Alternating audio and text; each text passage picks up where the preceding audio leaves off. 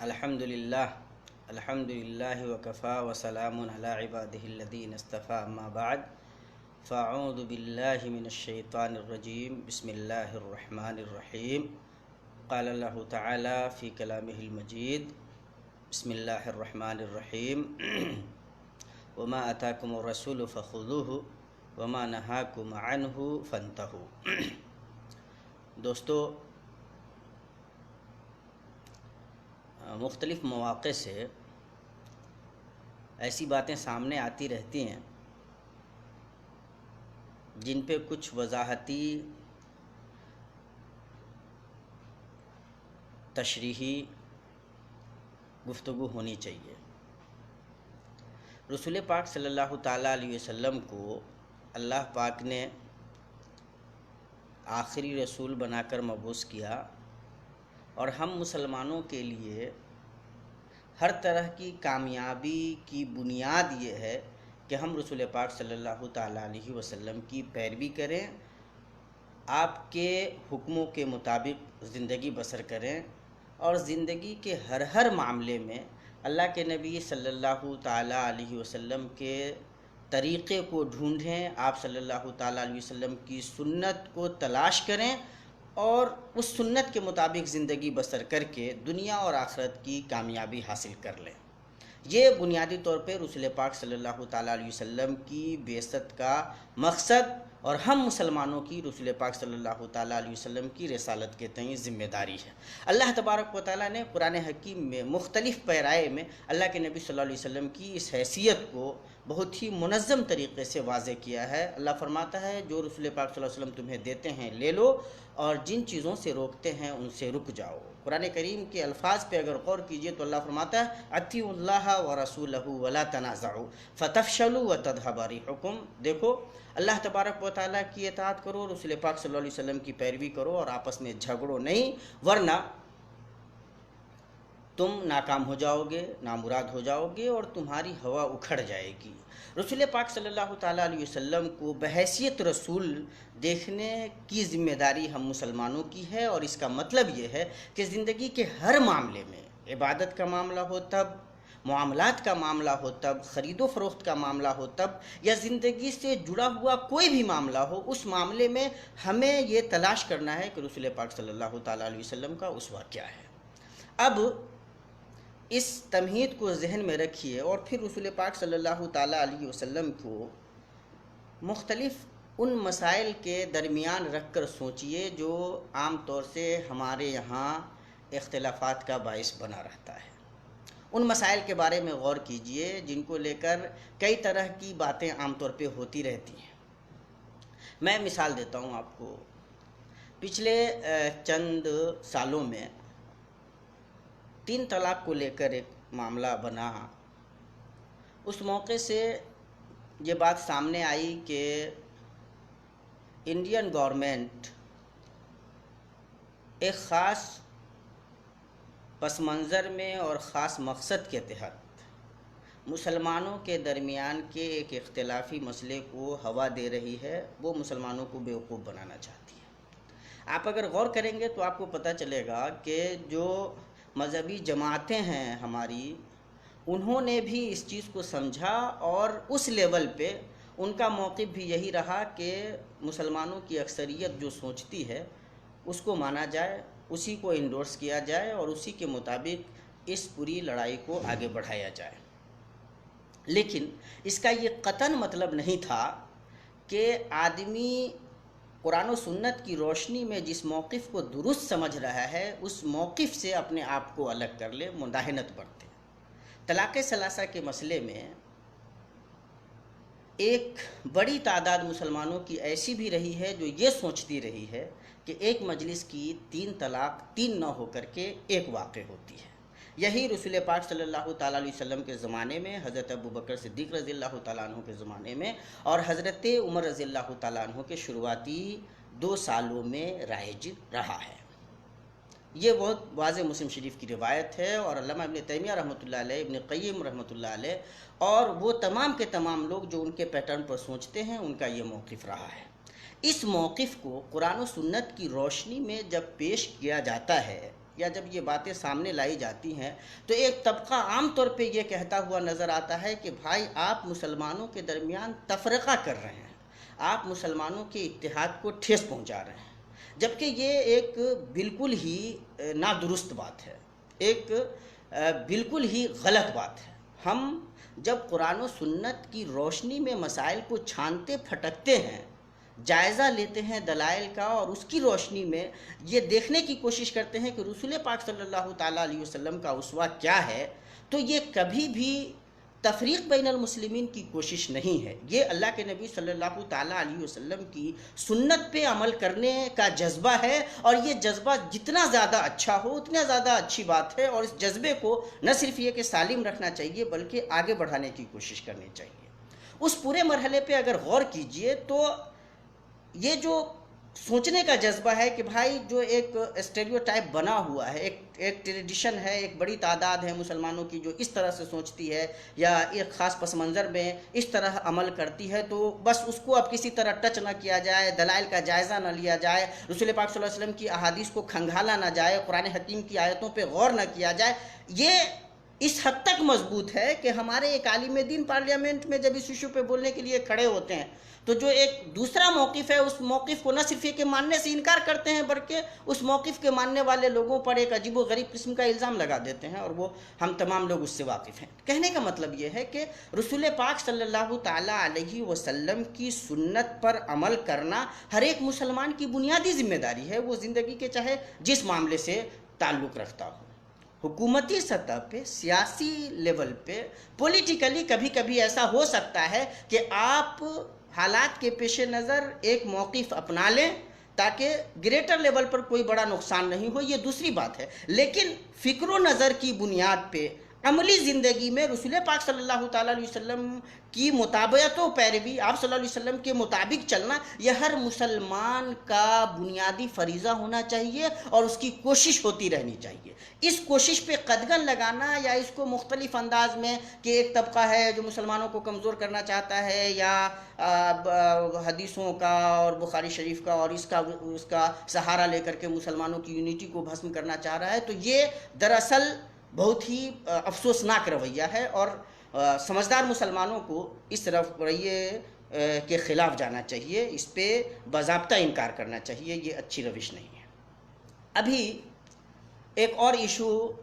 اپنے یہاں گرم ہوتا ہوا نظر آیا جب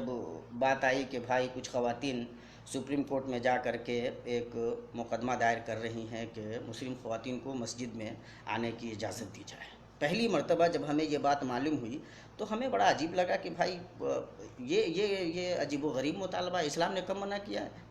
اسلام نے کب کہا ہے کہ مسجدیں صرف مردوں کے لیے ہیں؟ وَأَنَّ الْمَسَاجِدَ لِلَّهِ فَلَا تَدْعُوا مَعَ اللَّهِ أَحَدًا، مسجدیں اللہ تبارک و تعالیٰ کی ہیں، وہاں کسی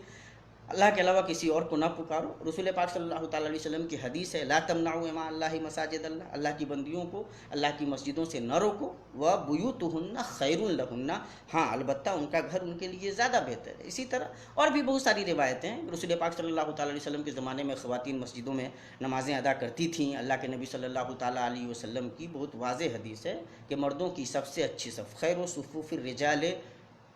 مردوں کی سب سے اچھی صف جو ہے اولا ہننا، جو سب سے پہلے ہو وہ ہے، اور عورتوں کی سب سے اچھی صف خیر و صفوف النساء، عورتوں کی سب سے اچھی صف وہ ہے جو اخرا ہننا، جو پیچھے کی صف ہو۔ اسی طرح رسول پاک صلی اللہ تعالیٰ علیہ وسلم نمازیں بچوں کے رونے کی آواز سنتے تھے تو ہلکی کر دیتے تھے۔ اللہ کے نبی صلی اللہ تعالیٰ علیہ وسلم کے زمانے میں خواتین نماز کے لیے آتی تھیں، عشاء میں آتی تھیں، فجر میں آتی تھیں، اور ایک دوسرے کے چادر کو اوڑھ کر کے آتی تھیں، جن کے پاس کم ہوتا تھا تو وہ ایک دوسرے سے مدد لیتی تھیں اور یوں مسجد میں آتی تھیں۔ اللہ کے نبی صلی اللہ تعالیٰ علیہ وسلم کے زمانے میں باضابطہ تعامل رہا۔ یہ بھی سچ ہے کہ مسجد میں نہ آ کر کے اگر خواتین اپنے گھروں میں نماز ادا کرتی ہیں تو یہ اچھی بات ہے، لیکن اسلام نے عورت کا یہ حق رکھا ہے کہ اگر وہ مسجد میں آ کر نماز ادا کرنا چاہیں تو کر سکتی ہیں۔ حضرت عمر رضی اللہ تعالیٰ عنہ کو یہ بات اچھی نہیں لگتی تھی کہ ان کی بیوی جا کر مسجد میں نماز ادا کرے، لیکن ان کی اہلیہ مسجد میں جا کر نماز ادا کرتی تھی۔ ان کی اہلیہ سے کہا گیا کہ بھائی حضرت عمر رضی اللہ تعالیٰ عنہ کو یہ چیز پسند نہیں ہے، اس کے باوجود آپ مسجد میں آ کر نماز ادا کرتی ہیں۔ تو ان کی اہلیہ نے کہا کہ اگر ایسی بات ہے تو ہمیں منع کر دیں، کہا گیا کہ بھائی وہ منع نہیں کر سکتے، آپ کو معلوم ہے کہ وہ منع نہیں کر سکتے، رسول پاک صلی اللہ علیہ وسلم نے منع کرنے سے منع کیا ہوا ہے، تو کوئی مسلمان کیسے منع کر سکتا ہے؟ آپ مسجد میں آ کر نماز ادا کر سکتی ہیں، اور خاص طور سے عیدین کے لیے تو کہا گیا کہ بھائی خواتین بھی آئیں، وہ خاتون بھی آئیں جو ایام سے گزر رہی ہوں، ایام حیض سے، تاکہ وہ دعاؤں میں شریک ہو سکیں، وہ جو عام خیر ہے اس خیر کا حصہ بن سکیں۔ سوچنے والی بات یہ ہے کہ جب یہ معاملہ سامنے آیا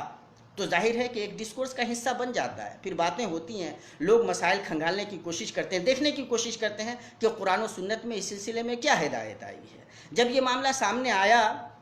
تو جب قرآن و سنت کو کھنگالنے کی کوشش کی گئی، اس مسئلے کو دیکھنے کی کوشش کی گئی، تو ظاہر ہے ایک طبقہ وہ تھا جس نے یہ مانا کہ نہیں، خواتین کو مسجد میں نہیں آنا چاہیے، ان سے فتنہ ہوتا ہے اور فتنے کا ڈر ہے۔ حضرت عائشہ صدیقہ رضی اللہ تعالیٰ عنہ کی صحیح روایت ہیں، وہ فرماتی ہیں کہ بعد کے دور میں لوگوں نے جس طرح سے تبرج، ایک کھلاپن آ گیا ہے اور یہ بڑھتا چلا جا رہا ہے، اگر رسول پاک صلی اللہ تعالیٰ علیہ وسلم ہوتے تو خواتین کو مسجد میں آنے سے منع کر دیتے۔ یہ حضرت عائشہ صدیقہ رضی اللہ تعالیٰ عنہ کا قول ہے، اور ظاہر ہے کہ ہم سب اس کو مانتے ہیں، ایسی بات نہیں ہے کہ ہم نکارتے ہیں کہ حضرت عائشہ نے یہ نہیں کہا، یہ بات بھی تھی، اور لوگوں نے مختلف زاویے سے کہ مسجد میں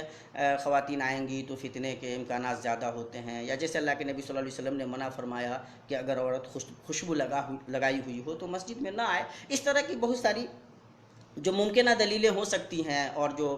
کچھ عقل و خرد کی باتیں ہو سکتی ہیں، اس سے استدلال کیا گیا کہ خواتین کو مسجد نہیں آنا چاہیے۔ لیکن ایٹ دی سیم ٹائم ایک جو دوسرا موقف ہے، ایک جو دوسرا ڈسکورس ہے، ایک ڈسکشن ہے کہ نہیں بھائی، رسول پاک صلی اللہ علیہ وسلم کے زمانے میں خواتین باضابطہ مسجد میں آ کر نماز ادا کرتی تھیں، اللہ کے نبی صلی اللہ علیہ وسلم ان کا اتنا زیادہ خیال رکھتے تھے کہ ان کے بچے کے رونے کی آواز آتی تھی تو اللہ کے نبی صلی اللہ علیہ وسلم نماز ہلکی کر دیتے تھے۔ آپ صلی اللہ علیہ وسلم نے کلیئر انداز میں، بخاری شریف کی روایت ہے، لا تمنعوا مع اللہ مساجد اللہ، اللہ کی بندیوں کو مسجدوں میں آنے سے نہ روکو، بلکہ ایک دوسری حدیث کے الفاظ ہیں کہ استأذنکم، اگر تم سے تمہاری عورت نماز پڑھنے کی مسجد میں اجازت طلب کرے تو منع مت کرو۔ تو سمجھنے والی بات یہ ہے کہ عورتوں کے لیے ان کا گھر بہتر تو ہے، لیکن اگر وہ مسجد میں نماز ادا کرنا چاہتی ہیں تو انہیں روکا نہیں جا سکتا۔ یہ ڈسکورس کا حصہ بنا۔ اب اس پہ کچھ لوگ بڑی سمجھداری سے وہ عجیب و غریب حکمت سمجھاتے ہیں کہ حکمت کا تقاضا یہ ہے کہ ان حدیثوں کو پیش نہ کیا جائے یا یہ باتیں نہ رکھی جائیں، فتنے رونما ہوں گے۔ بھائی فتنے آج ہی نہیں، خاتون کو تو مستقل فتنہ کہا گیا، فاتقوا الدنیا واتقوا النساء فإن أول فتنة في بني إسرائيل كانت في النساء۔ دنیا سے بچو، عورت سے بچو، اس لیے کہ سب سے بڑا پہلا فتنہ جو بنی اسرائیل میں تھا عورتوں سے متعلق تھا۔ عورت اپنے آپ میں فتنے کا ذریعہ ہو سکتی ہے، وہ معاملہ معلوم ہے، لیکن اس کے باوجود جب رسول پاک صلی اللہ تعالیٰ علیہ وسلم فرما رہے ہیں کہ عورتوں کو مسجد جانے سے منع مت کرو، اس کا مطلب تو یہ ضرور ہے نا کہ مسجد میں جا کر نماز پڑھنا ان کے لیے صحیح ہے، ناجائز نہیں ہے، نادرست نہیں ہے، درست ہے، ان کے لیے مشروع ہے۔ البتہ ان کے لیے بہتر یہ ہے کہ گھر میں نماز پڑھیں، دونوں میں فرق ہے۔ آپ نے مسجد جانے سے بالکل منع کر دیا، آپ نے دروازہ ہی بند کر دیا، آپ نے راستہ رکھا ہی نہیں، ایک بات ہے، اور دوسری بات یہ ہے کہ آپ نے سمجھایا کہ بھائی آپ کے لیے بہتر یہ ہے کہ آپ اپنے گھر میں ادا کیجئے، لیکن وہ اگر اصرار کریں کہ نہ ہم مسجد میں پڑھیں گے تو آپ کو انتظام کرنا پڑے گا ان کے لیے، ظاہر ہے کہ ان کے لیے بھی مسجد ہے۔ یہ ایک موقف رکھا گیا۔ اب اس پہ دو طرح کے رد عمل سامنے آئے۔ ایک رد عمل تھا بہت ہی نازیبا، بہت ہی غیر شائستہ، عجیب و غریب، اور ہمیں افسوس ہوتا ہے کہ جو رسول پاک صلی اللہ علیہ وسلم کو مانتے ہیں، اللہ کے نبی صلی اللہ علیہ وسلم کی سنتوں پر عمل کرنا چاہتے ہیں، وہ آخر اس طرح کا رویہ کیسے اپنا سکتے ہیں۔ انہوں نے عجیب و غریب باتیں لکھی کہ پھر فتنے رونما ہوں گے، آپ اپنی عورتوں کو بھیج کر دیکھو تو پھر کیا نتیجہ نکلتا ہے، اور کیا الٹی سیدھی باتیں، ایک اچھے باحیا انسان کو شرم آئے گی تو مسلمان کی بات تو دوسری ہے۔ جاننے والی بات یہ ہے کہ دنیا کے مختلف حصوں میں آج بھی ماشاءاللہ مسجدوں میں خواتین کے لیے انتظام ہے، اور ماشاءاللہ عورتیں جا کر کے نماز ادا کرتی ہیں، اور ظاہر آسانی سے یہ بات کہی جا سکتی ہے کہ الحمدللہ چین سکون اور ماشاءاللہ امن و امان کے ساتھ نماز ادا کر کے اپنے گھر آ جاتی ہیں۔ محلے میں اگر مسجد ہو اور آدمی بالعموم شوہر اگر اپنی بیوی کو لے کر کے مسجد جائے اور لے کر کے آئے تو وہاں فتنے کے امکانات کم ہو جاتے ہیں۔ باپ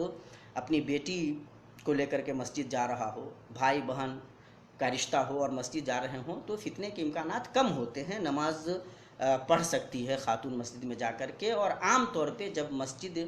میں خاتون کو لے جانے کی بات ہوتی ہے تو یہ تناظر سامنے ہوتا ہے، ایسا نہیں ہے کہ یہ تناظر نگاہوں سے نکل جاتا ہے۔ ہمیں خاص طور سے اس معاملے میں ایک تعجب اور بھی ہوا کہ جو لوگ शिद्दत के साथ खातून को मस्जिद जाने से रोकते हैं। ये लोग फिर एक बात और भी है कि तबलीग के लिए ख़वातीन को बाहर निकालते हैं, और हमें इंसाफ की बात यह है कि ये फ़लसफ़ा समझ में नहीं आया कि भाई अगर मस्जिद में खातून जाएगी तो फितना है, वो अगर तबलीग के लिए निकलेगी तो क्या फितना ख़त्म हो जाएगा? यहाँ पे कोई फितना नहीं होगा। इस पे इंसाफ की बात यह है कि हम सोच कर परेशान होते हैं, लेकिन हमें समझ में नहीं आता कि ये कौन सा ज़ाविया है। क्या वजह है कि रसूल पाक सल्लल्लाहु अलैहि वसल्लम की वाज़ेह हदीस के बावजूद हम इस शिद्दत पे उतारू हो जाते हैं। अब कुछ लोग एक दूसरे रद्द अमल के साथ सामने आए कि भाई उम्मत का सवाद जो आज़म है, सवाद आज़म यही अमल करता है कि खातून मस्जिद में नहीं आती। ऐसे में जब आप इस तरह के मसाइल सामने लाते हैं, दलीलें पेश करते हैं, अहादीस पेश करते हैं और इस डिस्कोर्स को आम करते हैं, तो जो दुश्मनाने इस्लाम है उनको मौका मिलता है और फिर वो हमारे दरमियान फूट डालने में कामयाब हो जाते हैं। भाई साहब, ऐसा नहीं है कि सिर्फ आप ही इस्लाम पढ़ते हैं, दुश्मनाने इस्लाम भी इस्लाम पढ़ते हैं।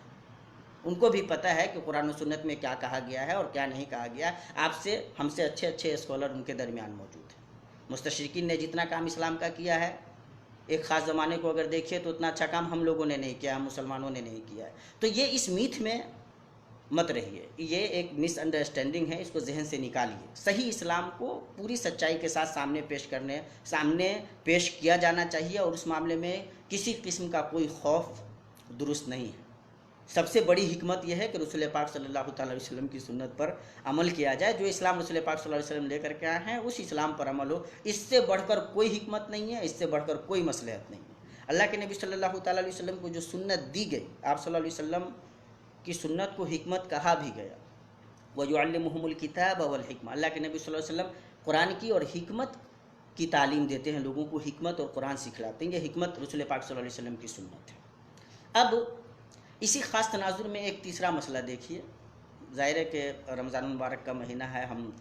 तमाम मुसलमानों को अल्लाह तबारक व तआला से बेहतर तौफ़ीक़ की दुआ करनी चाहिए और ज़्यादा से ज़्यादा इबादत के मामले में मेहनत करनी चाहिए। तरावी की नमाज़ अदा करनी चाहिए। अब तरावी का एक मसला है, तादाद रकात को लेकर के आम तौर पे हमारे दरमियान एक डिस्कोर्स है, इस पे बहसें होती हैं। ज़ाहिर है दो तरह की बातें आम तौर पर हैं कि रसूल पाक सल्लल्लाहु ताला अलैहि वसल्लम, हज़रत आयशा रज़ियल्लाहु ताला अन्हा फरमाती हैं कि रमज़ान में या गैर रमज़ान में अल्लाह के नबी सल्लल्लाहु अलैहि वसल्लम 11 रकात से ज़्यादा नहीं पढ़ते थे।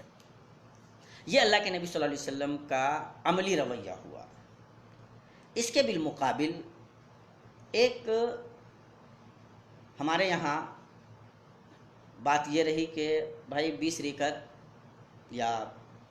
3 रकात अगर जोड़ दीजिए वित्र तो 23 रकात तरावी की नमाज़ होती रही है। एक बड़ी तादाद मुसलमानों की ऐसी है जो पढ़ती रही है। इस पूरे मसले को अगर देखिए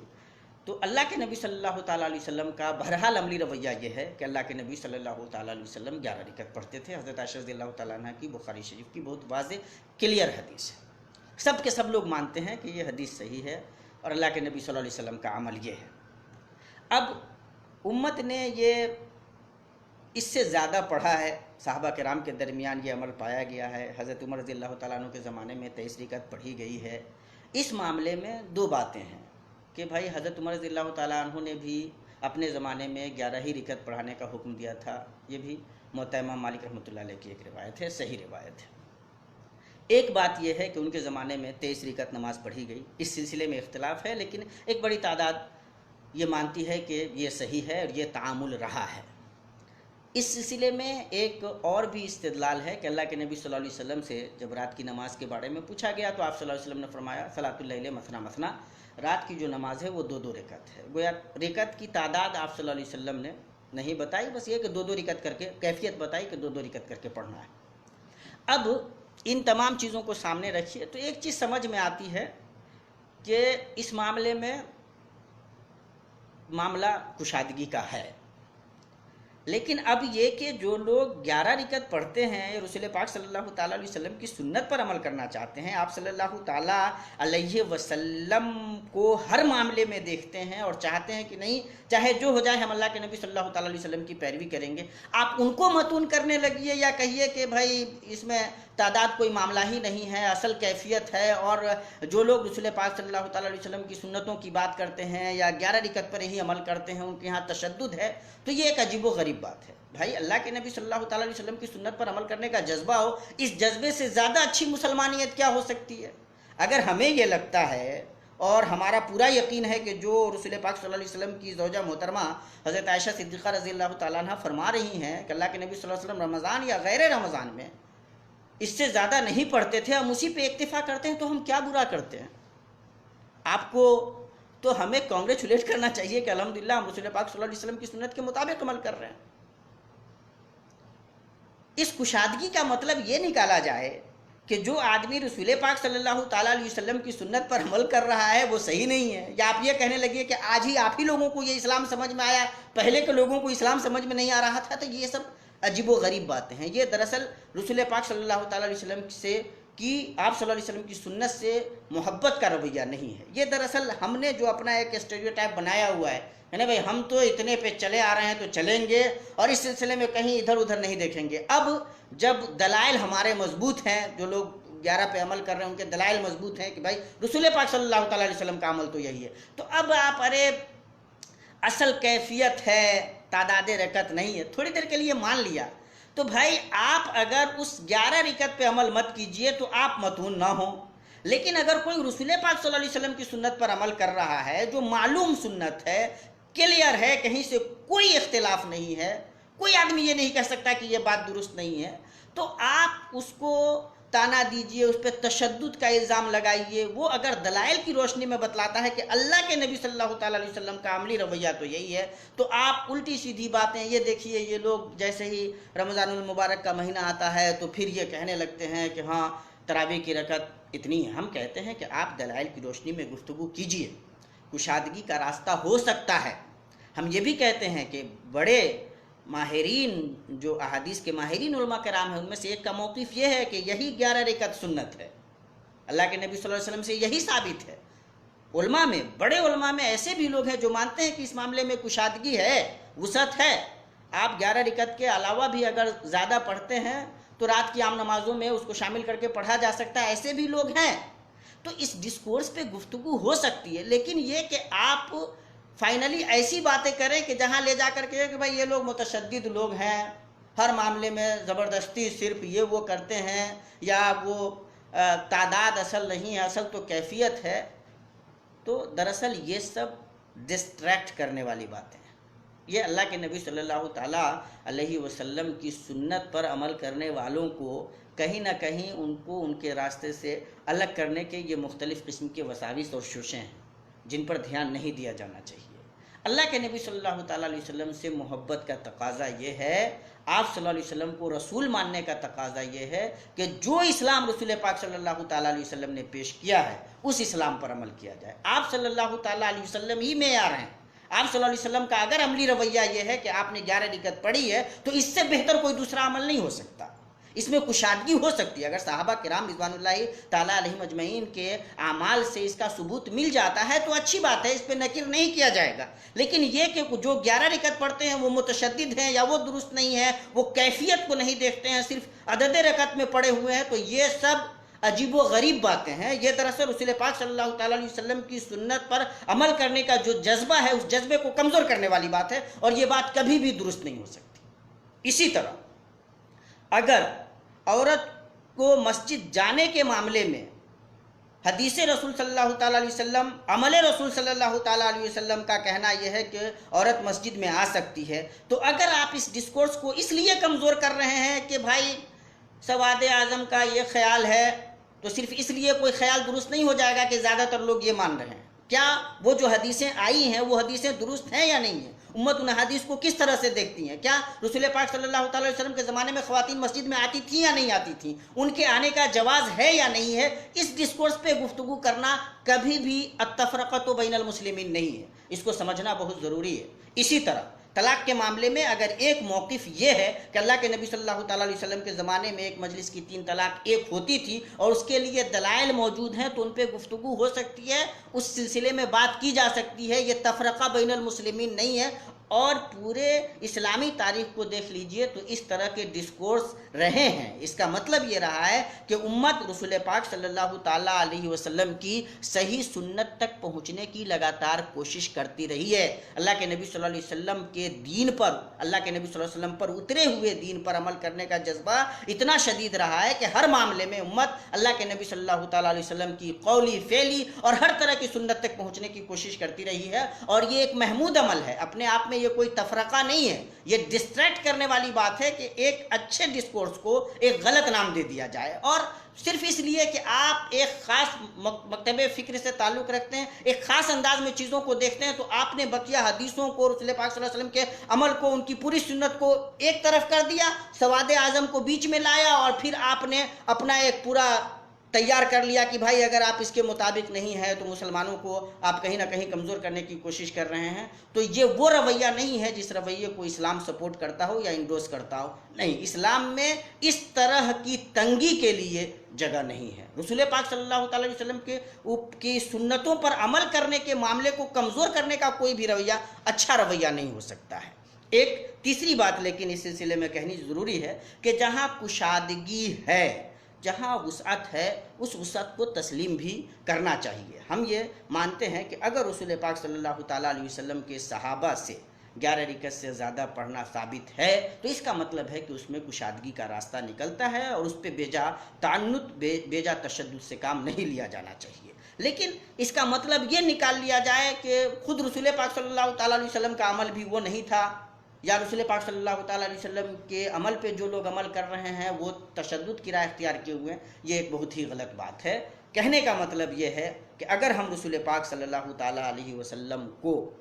اللہ تبارک و تعالیٰ کا بھیجا ہوا رسول مانتے ہیں، آپ کی رسالت پر ایمان رکھتے ہیں، آپ سے محبت کرتے ہیں، تو ہماری ذمہ داری ہے کہ زندگی کے ہر معاملے میں اللہ کے نبی صلی اللہ تعالیٰ علیہ وسلم کی سنت کی پیروی کریں، اور اس سے بڑھ کر کوئی بات نہیں ہو سکتی ہے۔ یہ بنیادی ایمان کا تقاضا ہے۔ اگر ہم صرف اس لیے اللہ کے نبی صلی اللہ علیہ وسلم کی سنتوں کی بیجا تعویلیں کرتے ہیں کہ ہمارے خاص پس منظر سے وہ حدیثیں ٹکراتی ہیں یا سنتیں ٹکراتی ہیں، تو ہمیں اپنے ایمان کی خیر منانی چاہیے۔ یہ اچھا رویہ نہیں ہے۔ اللہ تبارک و تعالیٰ سے دعا ہے کہ ہمیں رسول پاک صلی اللہ تعالیٰ علیہ وسلم پر کما حق کو ایمان لانے کی توفیق دے۔ اللہ کے نبی صلی اللہ تعالیٰ علیہ وسلم کو ہم نے رسول تسلیم کیا ہے، ہمارا ایمان ہے کہ اللہ کے نبی صلی اللہ علیہ وسلم اللہ کے آخری رسول ہیں، تو اس کا مطلب یہ ہے کہ زندگی کے ہر معاملے میں اسوہ بھی ہمارے لیے رسول پاک صلی اللہ تعالیٰ علیہ وسلم ہیں۔ لقد کان لکم فی رسول اللہ اسوۃ حسنہ، اللہ کے نبی صلی اللہ تعالیٰ علیہ وسلم کی زندگی ہی ہمارے لیے اسوہ ہے۔ تو زندگی کے جس معاملے میں بھی، عبادت سے تعلق ہو، معاملات سے تعلق ہو، خرید و فروخت سے تعلق ہو، عقائد سے تعلق ہو، جس سے بھی تعلق ہو، جس معاملے میں رسول پاک صلی اللہ علیہ وسلم کا کوئی نمونہ، کوئی سنت آپ کی موجود ہے، وہ ہماری رہنمائی کرتی ہے، تو اس کو لازم پکڑ لینا یہی مسلمان کی ذمہ داری ہے۔ ڈسکورس کے معاملے میں اگر وسعت موجود ہے، کشادگی موجود ہے، تو اس کشادگی کو انڈورس کیا جانا چاہیے، اس کشادگی کے مطابق سوچنے کی ضرور ہے۔ لیکن جو لوگ رسول پاک صلی اللہ تعالیٰ علیہ وسلم کی سنت پر عمل کرنا چاہتے ہیں یا کرنے پر زور دیتے ہیں، ان کو کنڈم کرنا یا ان کو کمزور کرنے کی کوشش کرنا یا ان کے بارے میں الٹی سیدھی باتیں کرنا بہرحال قرین انصاف نہیں ہے، اور نہیں گریٹر لیول پہ یہ اسلام کے فیور میں جاتا ہے۔ اقول قولی ھذا واستغفر اللہ لی ولکم ولسائر المسلمین فاستغفروہ انہ ھو الغفور الرحیم، والسلام علیکم ورحمۃ اللہ وبرکاتہ۔